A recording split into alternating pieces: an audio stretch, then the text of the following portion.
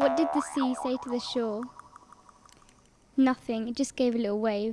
So what we do is we take water from a well and then we put an... Is to turn the water wheel over there. The water rushes under the wheel. So do you want to grab yourself a piece? See they not how Allah originates creation, then repeats it? That surely is easy for Allah. Say, travel in the earth and see how He originated the creation. Then will Allah provide the latter creation. Surely Allah has power over all things. Did you know that you shouldn't leave the tap on because some people in the world who live in poor countries have to walk a long way just to get 1 cup of water, and we got as much water as we need, so that means we shouldn't waste it by leaving the tap on, okay?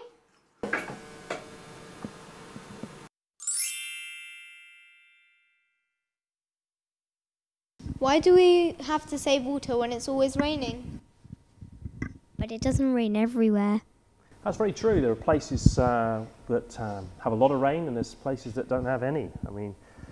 So we're talking today about water. Assalamu alaikum to everyone out in MTA land. We're talking about water. Now we obviously live in Britain where there's plenty of rain at times, but there's a lot of places where there isn't any rain, and we will see that as we go through the programme. But water's so important. I think that's the important thing we've got to say. We couldn't live without it. We got some facts. Who's got some facts? Omar. Although a person can live a month without food, he can only live for a week without water.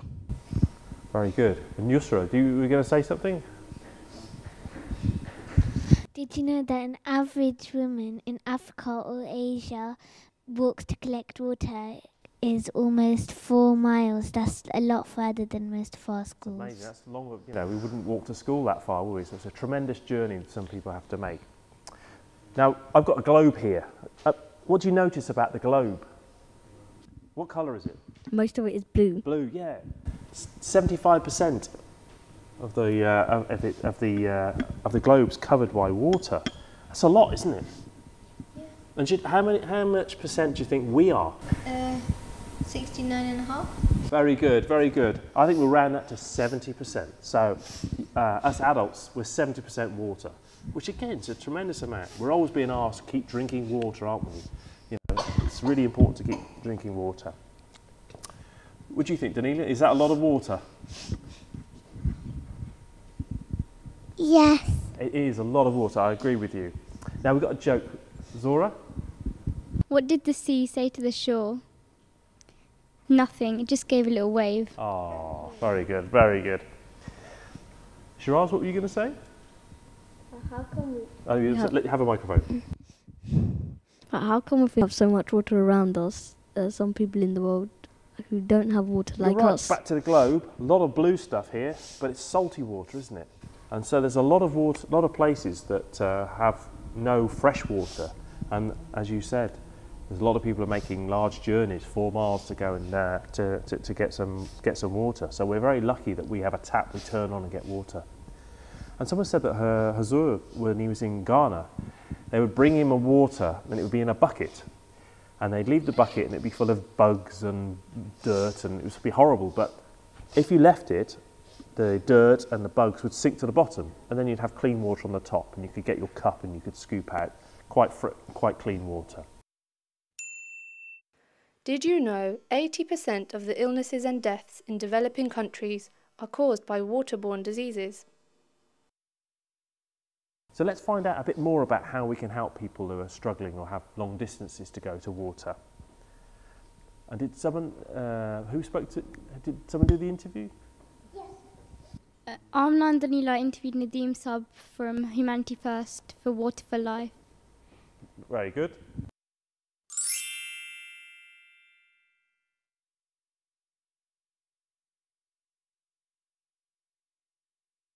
Assalamu alaikum. My name is Nadeem Ahmed and I work for the Jamaat Water for Life team. Amna Dalila, I understand you have some questions for me. Where did you go on the project? I went to a country called Burkina Faso and another one called Mali. Do you know where they are? No. Okay, they're in Africa. Here I have a globe of Africa, and Mali is just here, and just underneath is another country called Burkina Faso. I heard that some people in Africa have to go a long way to get water. Is that true? Yes, that is true. They have to walk a long distance, sometimes 2 or 3 kilometers from their home. Especially women and children have to take these containers, these big containers, to a well where they take up water from the ground, fill it, and then carry it back. And it takes 2 or 3 hours in the morning for them to do that. It's a long time. Yes, that is. And if they're doing that, where do you think they're not going? They're not going to school, especially children, so they're not learning. So just think, when you have to get a glass of water, how far you have to go just to have some water to drink. You must get really hot when you walk over there. Yes, and it's very hot there during most of the day. I've seen when I was there, I saw women carrying these big containers on top of their heads. Can you do that? No. No. What does your work involve? Okay, when I'm there in Africa, when I was there in Mali and Burkina Faso, what we do is we take water from a well, and then we put an electric pump in there and pump it using pipes into the villages, and then put taps all around the villages so people don't have to walk several miles to get water. They just walk out of their house and there's a tap and they have running water there. Isn't that good? Yeah, that's very clever. Yes. Do you need to know to work on that project? You don't need any special skills, but what you just want to do is to serve mankind. And when you get older, you'll learn things which you can help other people, especially people in certain parts of Africa. Is there something that you can do to help? I'd like to be a teacher. Yeah, that's very good. They need lots of teachers in Africa to help them learn. So when you're older, then you can go there and you can serve mankind there as well. Thank you.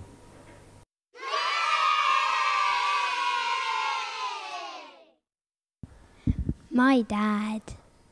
Was it your dad? Yeah. So that was your dad in the interview? Yeah. Well, he's doing some very good work, and Humanity First are doing some excellent work. So take your pocket money, give it to Humanity First. Everyone's a winner. So next time someone leaves a tap running, they should consider some of the people in Africa that are having such a long journey, and we should be conscious and look after our water. So there are plenty of people that don't have clean water. But when it rains, don't we get more water on the earth? That's a very good point. That's a very good point. The Earth, this thing here, is a closed system. All the water that we have here it's very old water. We have the oceans, and when it gets hot, the water evaporates, goes up, makes clouds, comes onto land, rains, and then goes round again. The rain goes into the sea, into the oceans, evaporates, and that's called a closed system. It's in a loop. And so we're basically using the same water that we've always had.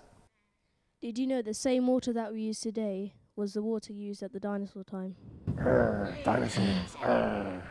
But you're right, so this very old water, in fact, I did geology at university, and I can tell you that in London, some of the water that we're getting from the deep underground, that's tens of thousands, hundreds of thousands years old. It's very old water that's been recycled. So that's also very interesting. And some of it's clean. The dirty water comes in and gets cleaned by the mountains and by these things called aquifers. They're very interesting. What are you talking about? Snow and ice? Someone say snow and ice, Daniela? But what about all the snow and ice in the world? Isn't that water too? It's true, isn't it? Has anyone eaten snow? Yeah, eat the nice clean snow. You can eat it, can't you? I mean, it's water. Yeah, but you just got to make sure it's nice and clean. But so we in Britain, we have snow, and we're used to snow and ice in our winter. So the water becomes snow and ice, but then it'll melt, and we see that in the mountains, where the snow's in the winter, and then in the summer, water melts, rushes down the mountains and erodes it, and that's. What do you want to say, Amina? When the snow turns into water and it comes down the mountains, it becomes a river. That's right, yeah. We starts off as a mountain stream and becomes a river, and yeah, there's some. When water freezes, it forms ice. This weighs less than water, which is why ice floats in water. Water freezes at 0 degrees Celsius. Water boils at 100 degrees Celsius. Okay, so you have a joke? Why is England the wettest country? Go on. Because the Queen's been reigning for so long. Well, the Queen has, but one day we'll have a king again, but you'll have to change your joke, so remember that. Okay. Did you know that we're used to using water for drinking and using it in our cooking and other things, but before we had electricity, we needed to do interesting things, and we used water for that process. So does anyone know what a watermill is? Well, watermills are one of the most earliest examples of how water was used to make power. Many hundreds of years ago, Muslim engineers have been making watermills for many different uses. Very good. Can we see how watermills were used? We went to see a working watermill in Winchester. You said that very well. That's quite a tongue twister. Working watermill in Winchester. So yeah, let's find out how you got on.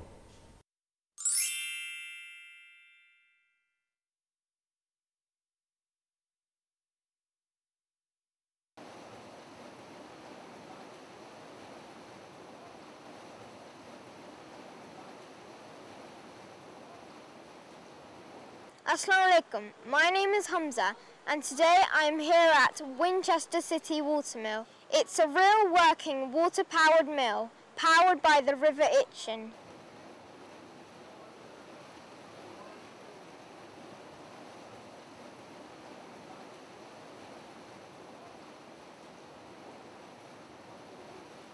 Hi Hamza, welcome to Winchester City Mill. I'm Bob, I'm one of the volunteer millers here. I used to actually work here, but I took retirement and just come back as a volunteer now and run the mill at weekends. Bob, we're learning about water power, and how's water power used? Oh, yeah, great. Well, we're using a river called the River Itchen. It's a very powerful river, and it's powerful all year round. And the way we're using the water power is to turn the water wheel over there. The water rushes under the wheel and pushes it around. So that's how we get the energy from the river. And then the water wheel drives the gears, and finally it drives a pair of millstones, and those millstones are going to make our flour from the grain. So how long has flour been milled here? Well, we know that flour was first milled here over 1,000 years ago. That's before the Norman conquest of Britain, so over 1,000 years ago. But this building isn't that old. This building was rebuilt in about 1743. So the building is quite young compared with how long people have been milling here. So I've been noticing that all of you are in Victorian clothes. Is there a special thing going on? Yes, this is a special weekend. Every August we run a Victorian weekend when we mill flour and we bake bread and so on from the flour. The Victorian period was a very important period for milling, because not only did they change the process of milling, they also changed it from a local activity to one in big factories in the major ports around the country. So the Victorian period is very important, and we're just celebrating it this weekend.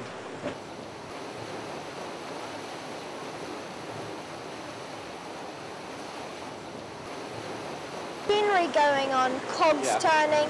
So can you tell me a bit more about it? Yes, I can. The water wheel is what is known as an undershot water wheel, because the water is shooting under the wheel. So the water is pushing the water wheel around, and then we need to speed things up. So we use a system of gears, and the gears, every time the water wheel turns once, they make sure that millstone turns more often. So by speeding it up, we can speed up the millstones and make more flour. So that's what the gears are for. And then finally, you might have noticed that the flour is coming down a chute over there. And so we can collect it in sacks. And when I think the sack is heavy enough, I shall carry it upstairs so that people can bag it into small bags for people to buy.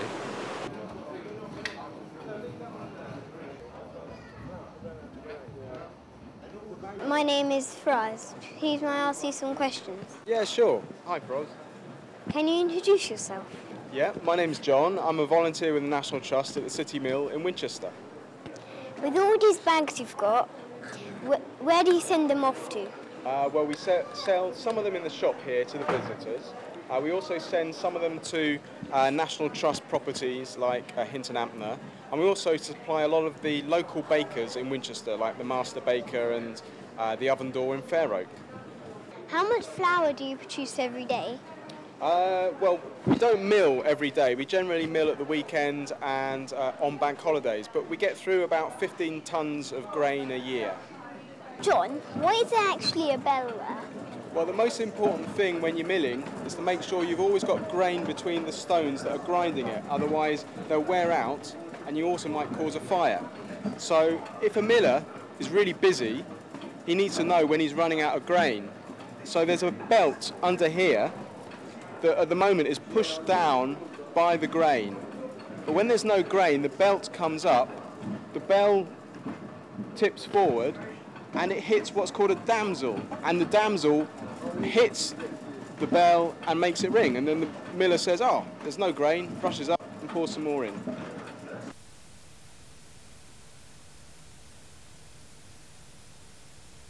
Hi, I'm Hamza and I'm going to ask you a few questions. That's absolutely fine, Hamza. My name's Pat Goodwin and I'm a volunteer here at Winchester City Mill, and I volunteer by doing baking demonstrations. I've been smelling great smells, and so what are you making here? Oh, well, today we've got a Victorian baking day, so we're trying to reproduce things that they would have done 100 years ago, and we've made some bread and some little fairy cakes which we're going to put jam and cream in to look like a Victoria sandwich. And what I'm making here is something called soda bread, which people would have found quite easy to make because they didn't need yeast to make the bread rise. So is this made from all the flour that's been going on? Yes, yes. The flour that you saw being made downstairs is brought in here to us and we use it to make all our cakes and bread. Thank you. You're welcome. Enjoy yourself.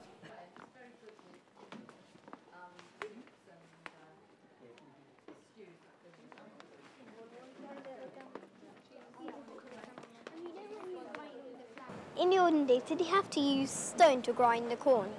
Yeah, every day you would have to use a stone to grind your corn or your rice to make flour to cook with. And in fact, today people still use it in some countries. And it's back-breaking work. It takes a long time and you don't get much flour. So that's why people developed the mill.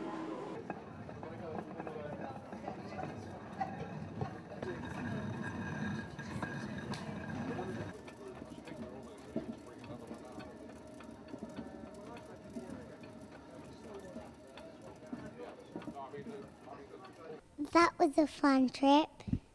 It was, and I learnt many more benefits of water too. Okay. I like pretending to be a slave grinding the grinds by hand. Grinding the grains. That's another tongue twister. But I understand, yes, fine. But Fraz, it was hard work, don't you think? Yeah, I agree. So hard work. Let's give Yushra's got some points to say. Water is so interesting. We also found out some more about it. Okay, great.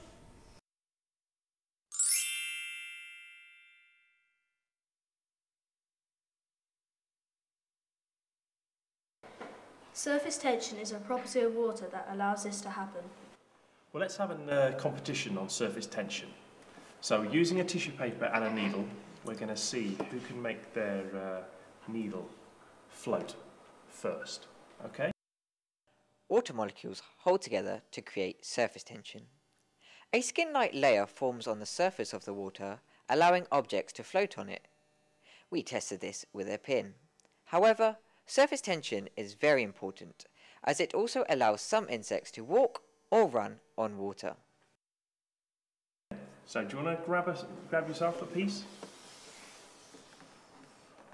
Let's see. So in your own time, right, put the tissue paper on and then put the needle on. Hopefully you haven't stirred up the water. Right, away you go. Who's first? We have a winner. We have a definite loser.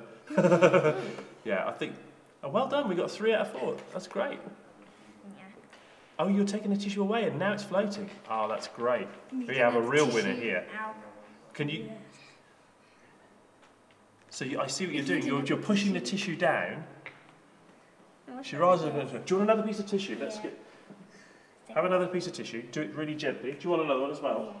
Okay. Right. We got 2 out of 2. Well done. Yes. So don't be too aggressive. You've got to build the surface tension up and hopefully let the water take out the tissue. Yours is floating. We've got to... Unfortunately, we've lost here.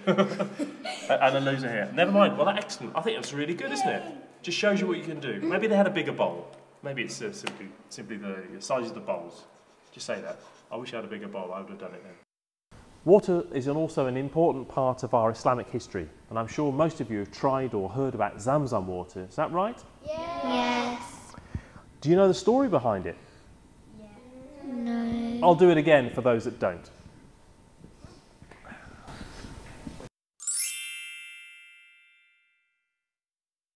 The Prophet Abraham lived a long time ago, and this is a story from his life. Prophet Abraham was before the Holy Prophet, peace be upon him, so it's a very long time ago. Now one day the Prophet Abraham took his wife Hajra and son Ishmael into the desert, and he left them there for a while. Now you know the desert. It's very hot and very dry, and it would be difficult for all of us to be there.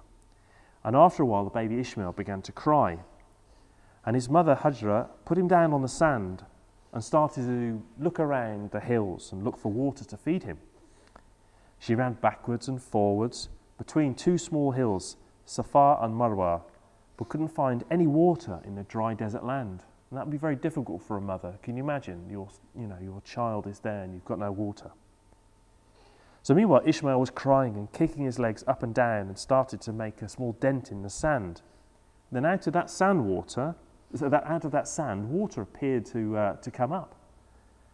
Hajra saw this and ran to Ishmael, and she fed him some water and found some stones and made a small wall around the water. This was the beginning of the well in Mecca called Zamzam. Allah had been testing Abraham to see how much faith he had. When Abraham left his family in the desert, he showed complete trust in Allah.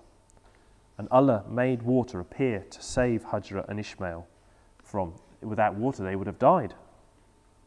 And this well that saved Hajra and Ishmael is still flowing in Mecca today, and anyone going there drinks from it. Okay? I've had some water from Zamzam. Have you? Anyone else? You haven't. But I think we found a lot about things that we take for granted. We sometimes take water for granted, and there's been a lot of useful information that we all sort of learnt or thought about again today. Join us next time to see what we find out about on Let's Find Out. Assalamu alaikum.